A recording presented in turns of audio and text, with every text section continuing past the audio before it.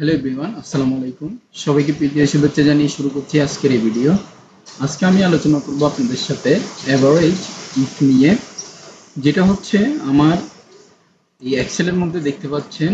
মানে একটা ফরম্যাট দেওয়া আছে, যেটা হচ্ছে আমার একটা, ধরুন সেলসের একটা ডাটা দেওয়া আছে। সেলসের ডাটা দেওয়া থাকলে এখান থেকে আপনি যদি, আমি বছর দিয়ে বের করতে পারবো। ধরুন আমি এখান থেকে যদি 2021 সালেরটাও বের করতে চাই, তাহলে আমারটা অটোমেটিকভাবে গড় হিসাব চলে আসবে। তো আমি এখান থেকে আপনাদেরকে দেখাচ্ছি 2021 যখন দিচ্ছি, দেখতে পাচ্ছেন 76,000 টাকা চলে আসছে। এখন আরেকটা দেখতে পাচ্ছেন আইটেম নাম্বার।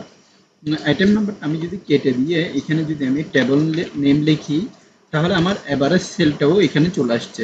তো এখানে দেখতে পাচ্ছেন আমি টেবিল, মানে প্রত্যেকটা সংখ্যার ক্ষেত্রে কিভাবে, মানে আমি এখানে ফরম্যাট ইউজ করে একটা ডেটা শিটের মধ্যে এভারেজ বের করেছি, সেই জিনিসটা আমি এখানে আপনাদেরকে দেখাবো। তো ফার্স্ট অফ অল, আপনি যদি এখান থেকে একটা ডাটা শিট যদি না থাকে, তাহলে প্রথমে ডাটা শিটটা তৈরি করে নেবেন। তারপরে এখান থেকে আমি দেখবো হচ্ছে first of all equal to দিব।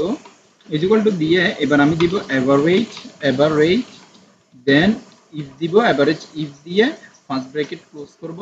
ফার্স্ট ব্র্যাকেট ক্লোজ করার পরে এবার দিব আমি আমার সংখ্যার, অর্থাৎ এখানে বছরের যে ডাটা, এই ডাটাটা আমি পুরোপুরি নিব। নেওয়ার পরে আমি ব্র্যাকেট দিব।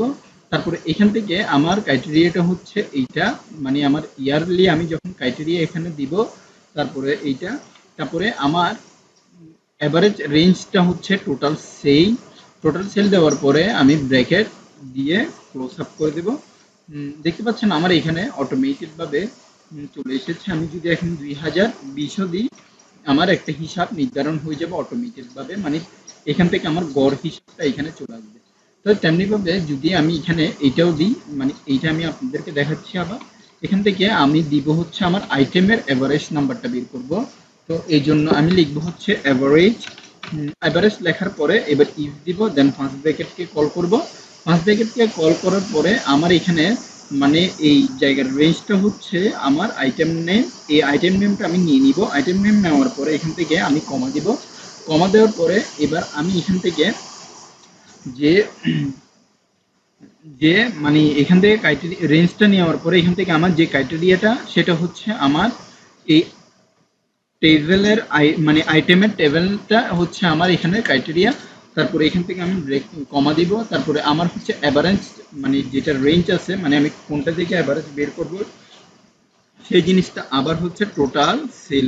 মানে আমার অ্যাভারেজের রেঞ্জটা হচ্ছে টোটাল সেলস, আমি কোন সংখ্যাটা দিয়ে আমি অ্যাভারেজ বের করব, সেই জিনিসটা এখানে বলা হয়েছে। এবার আমি ব্র্যাকেট ক্লোজ দিয়ে এন্টার দিচ্ছি। দেখতে পাচ্ছেন আমার এখানে টোটাল অ্যাভারেজ চলে এসেছে। তো আমার এখান থেকে আপনি বুঝতে পারছেন যে আমি যদি এখন, মানে এখানে লিখি যদি কুলার, মানে কুলার যদিও দিই,